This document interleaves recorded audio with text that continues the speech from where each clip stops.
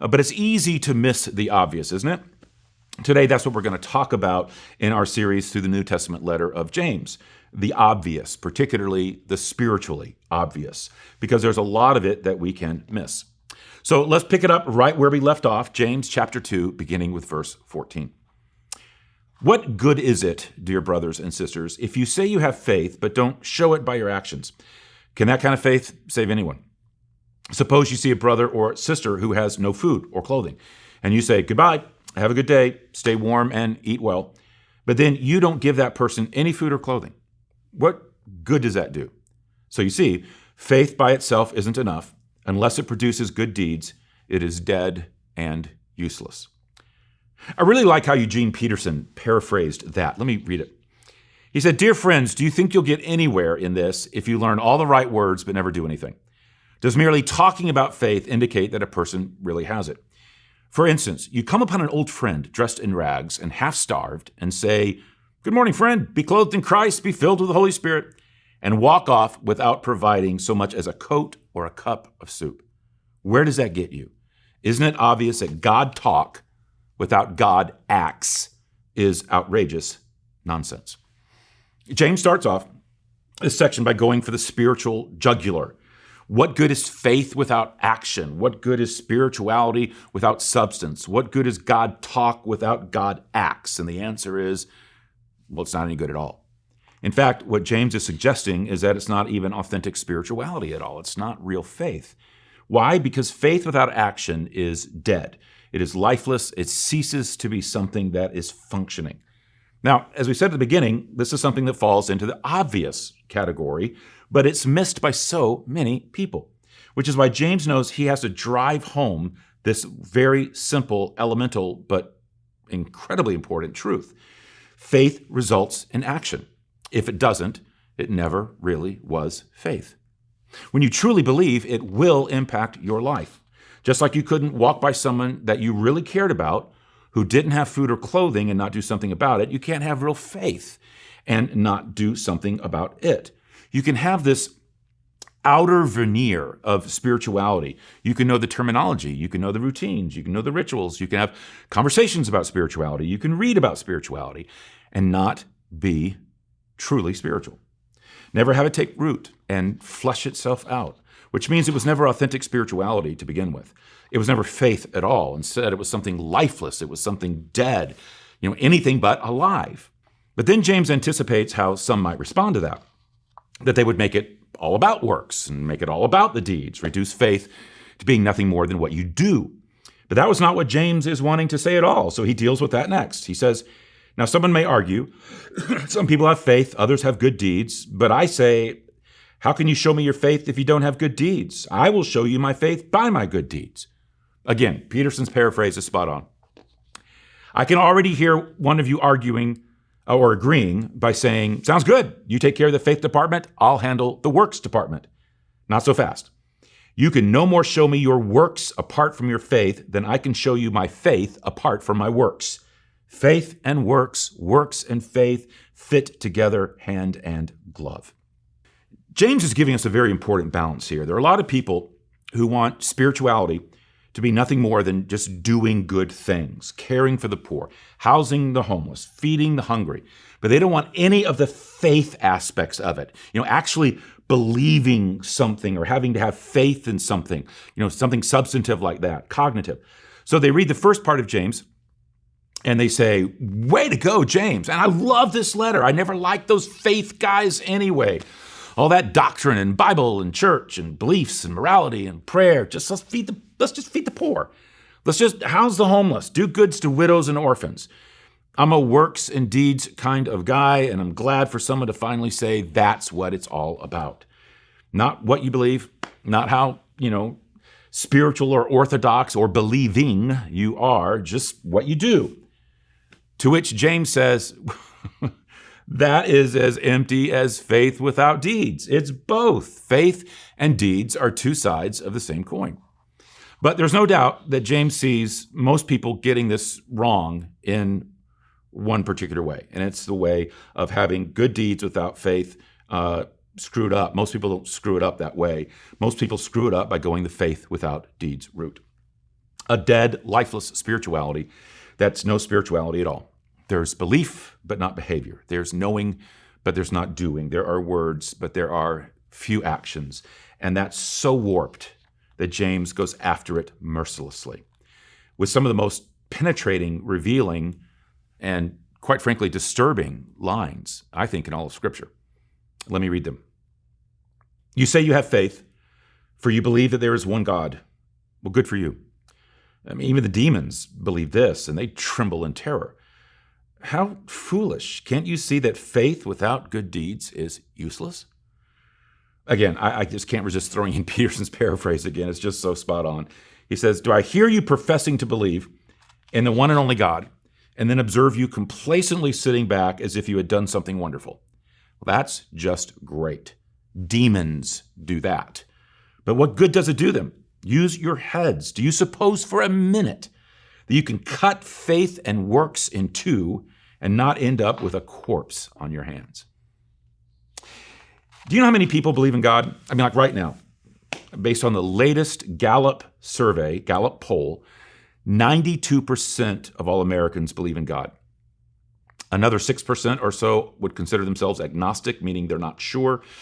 And only a little over 2% that will look you in the eye and say that they are a hardcore atheist. So you've got almost everyone saying that they believe in God. They may not be ready to call themselves a Christian or consider themselves part of a particular faith tradition, but they aren't atheists. And that sense of belief can be self-comforting, that while they may not be really aligned with God, following God, committed to God, hey, I believe in God. They intellectually accept the idea of God, the reality of God, the person and presence of God. And that's all that matters, right? James says, no, it isn't right. Even the demons believe. I mean, even the demons know that God exists. They have no doubts about that. They're not atheists either. They may be in open rebellion against that God, but they have no doubt that he exists. So what does that mean? It means that not all who believe are obviously in a real, authentic relationship with God. They have a false faith. It's not real. It is, as James says, dead as a corpse. Because there's no life, there's no activity, there's no blood coursing through your spiritual veins. If whatever you are calling faith has virtually no impact on how you live, then you don't have anything that can really be called faith. We've got to flesh out our faith. Really, if there's not an outlet for something to come out of your spiritual life will begin to come out of you. Because you can't separate faith and works. And I know you might be thinking, so wait a minute, I thought all you had to do was believe, and I'm pretty sure I heard that somewhere, and then you'd be okay. Just believe and be saved. And you're right, that's true. If it's real belief. Real belief is more than just accepting a set of facts, though. Real belief, real faith goes deeper than that. It involves the entire inner world and then expresses itself outwardly in an increasingly transformed life. You see, excuse me, James is laying out three kinds of faith here, only one of which is real, authentic, saving faith. First, he says there is faith that is divorced from deeds. Belief is claimed, but it has little or no impact on that person's actual life. Second, there is faith that is marked by evil deeds, the faith of, say, the demons. They believe in God. They believe in a God they are rebelling against. Then third, there is a faith that James is wanting to lift up. It is a faith that results in good deeds. It's a life marked by Christ in both word and action, a faith that changes the person who holds to it. And that person wants their faith to change them. And in laying that out, James exposes one of those common spiritual errors of our day, that we can separate belief from behavior, faith from lifestyle, knowing from doing, commitment from character, and think it's okay, and be personally okay with it. But you can't. Well, James then ends with two examples of real faith from the annals of history. One from the life of a man named Abraham, when he was tested on whether he would have faith in God, even to the point of giving up his one and only son. And then Rahab, a woman named Rahab, who was a prostitute. She ran a brothel, who, at the risk of her own life, helped Jewish spies escape her city so they could bring back knowledge that would serve the people of Israel. Well, this is what he said about both of them. Don't you remember that our ancestor Abraham was shown to be right with God by his actions when he offered his son Isaac on the altar? You see, his faith and his actions worked together. His actions made his faith complete. And so it happened just as the scriptures say. Abraham believed God, and God counted him as righteous because of his faith. He was even called the friend of God. So you see, we are shown to be right with God by what we do, not by faith alone. Rahab the prostitute is another example. She was shown to be right with God by her actions when she hid those messengers and then sent them safely away by a different road. Just as the body is dead without breath, so also faith is dead without good works.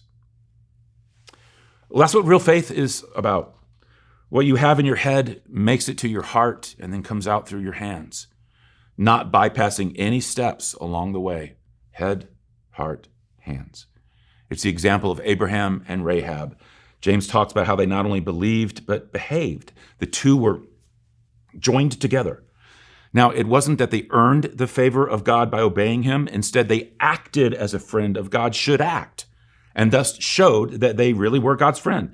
They did what God wanted and what God asked and what God called for, and through that revealed their true faith. So get this one right. The deeds did not make their faith real. The deeds just demonstrated that the faith was real. There's a difference. Deeds don't earn salvation. They just reflect its reality. Deeds don't make faith or equal faith, but their absence shows that real faith was never there to begin with. You see, we're saved by grace alone through faith, but don't cheapen that grace. If we really take in and accept God's grace, there will be a response. There'll be a relationship. We'll be increasingly inviting God into our lives. It will not just be knowledge. Real faith will play itself out in real life. Faith without a faith lifestyle is no faith at all. So the challenge is really simple. Become a follower of Christ. Become a Christian. Really, really. I don't care what you thought you were before this. Become one really. You know where that word got started? It never came out of the lips of Jesus. Did you know that? It isn't found in any of the four Gospels, meaning in any of the four accounts of his life in the New Testament. It didn't pop up in the Bible until later in early church history, and it's recorded in Acts chapter 11, which is the story of the early church in the Bible. Here's what was happening. The news of Christ and his resurrection from the dead was just spreading like crazy. People were becoming followers of Christ left and right. Christ rocked their world, and then they turned around and rocked the world around them. One of the places where the Christian faith was breaking out very early on was a city called Antioch. And tucked away in Acts 11 is this one sentence. It says, "It was there at Antioch that the believers were first called Christians." What does the word Christian mean? Literally, it means little Christ. And it had never been used of anyone before in all of human history. But their belief was of such a nature.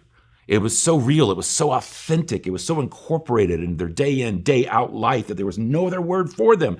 They were like little Jesuses running around based on what people knew and understood about the way Jesus lived. They had allowed their faith, their belief, to change them, to transform them, to bring them to life. Are you a Christian?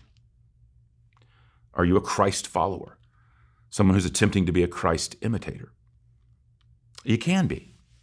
And again, it's not about batting 1,000. It's not about sinless perfection. Again, it's not about getting your act completely together. It's about realizing you need to bring your faith and your life together. You need to begin that journey. Something you may have never attempted before, never done before, but you can now, today. I really do believe that I'm talking, and I'm going to act like I'm just talking to you. I think there's someone I'm talking to right now who knows all this. You know you've been living with this divorce between, coming to Christ as forgiver and coming to Christ as leader. You've been living with it, and sometimes it bothers you, and you feel convicted, and other times you just bury it and move merrily along and try not to think about it. You can't keep living this way. And deep down, when you're at your best, you know you don't want to live this way. You want to integrate your faith in your life. You want what you know and believe about Jesus to be represented in how you're actually fleshing it out. You would love for other people to look at you and say, there goes a Christian. There goes a Christian man. There goes a Christian woman. There's a Christian young person, And here's all you need to do. Just authentically come to God for this relationship through Jesus. And the key word is relationship. I know so many of you believe. The vast majority of you watching me right now, you believe that, and your belief is kind of, for a lot of you, is pretty specific.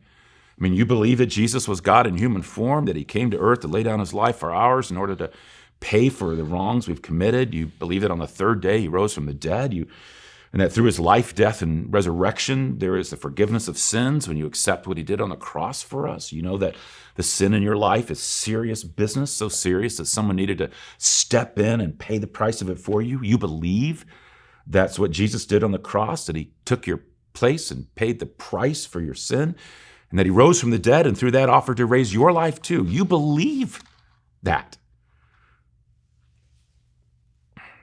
But that's all you've done. Just head knowledge. And you've embraced that head knowledge.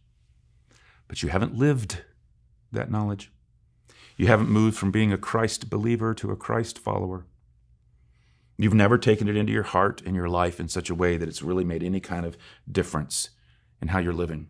You haven't had a faith marked by evil deeds, but you've had a faith that is divorced from deeds and divorced from implications of that faith, divorced from living it and following it and modeling it and acting on it. It's never been the driving force of your life, but it can. All you got to do is give him all of you. Just to pray the kind of prayer, to make the kind of resolve, to begin that kind of relationship with him. Just say, God, I know it's true. I believe, I've always believed, but I haven't been yours. But I want to be. I don't want to just know about you. I want to know you and live for you. I want you to have my heart. I want to live for you like someone who has given their heart. And I so want to make a difference with my one and only life for you. I really do. I want to be used by you. I want to be caught up in your great redemptive drama. I want to be part of making history on the front lines of what you're doing on this planet, because when all is said and done, that's all that matters. That's what it means to become a Christian, a real one. And aren't you ready for that? Aren't you wanting that? Aren't you sick and tired of living the way you've been living? Kind of like, head in, heart out, 1 foot in, 1 foot out, just all conflicted and not integrated. Don't you want it all to get deeply, deeply real and authentic and life-giving and life-renewing and life-changing? Then make the decision. Start the new life here and now. Mark this day as the day you stopped playing with your faith and you made it real. The day you did it. The day I did it, there was such a deep realization and conviction about all that we've talked about. I knew that it was about determining in my heart and for my life that I would accept Jesus not just as forgiver, but actively pursue and welcome him as leader. And while I've spent a lifetime following what that means, at that point in time, I knew exactly, I could have told you, I knew exactly what it meant immediately. Things that if I was going to let Jesus lead, I knew exactly what that would mean. It wasn't like it was a big secret. I was simultaneously terrified of what that might mean, and simultaneously exhilarated at the thought of him being at the helm of my life and experiencing real life change, because I knew I wanted life change. I hated the direction my life was on. Ending all the sickness and emptiness and shallowness and destructiveness and heart sickness and regretfulness and pointlessness and shamefulness and lukewarmness, unholiness, illness, badness, madness, and sadness. Whatever prayer to God you want to about all this, it might be coming to him in this way for the first time, you've never really been a Christian, and you know it, and you're ready to settle that today. It may be that you consider yourself a Christian, but you haven't been living it. You have slipped, you've fallen, you've drifted. And you want to tell God you are so ready to get back on track. You may not know what you are. I don't know whether I'm Christian, not Christian, in or out. I'm not, my head is spinning, but I know for the first time a lot of stuff made sense to me, and I know I definitely want to clear this up, and I want to come as forgiver and leader. It may be that you're right now faithfully trying to live the Christ life, and you want to say, God, I'm still so imperfect, even though I've come to you and I'm walking with you and I'm in relationship with you, and I'm on the integration path. But I just want to just say again, I'm still yours, with all my failings, with all my fallings. You still have my heart. You always will. Well, you pray whatever you want to pray, whatever you need to pray. But pray, will you? Don't miss this moment of God tapping you on the shoulder of your heart. Or for some of you, it's no tap. It's God thundering down from the clouds. I don't know, but if you're by yourself, it's going to be so easy to just spend a few moments talking to him. If you're watching as a family or with a spouse or with a group of people, just know that as this time ends, you're going to kind of sneak off somewhere and find a little quiet time and talk to God. Just pour out your heart to him. Whatever you need to do, don't miss this moment. It's kind of an obvious one.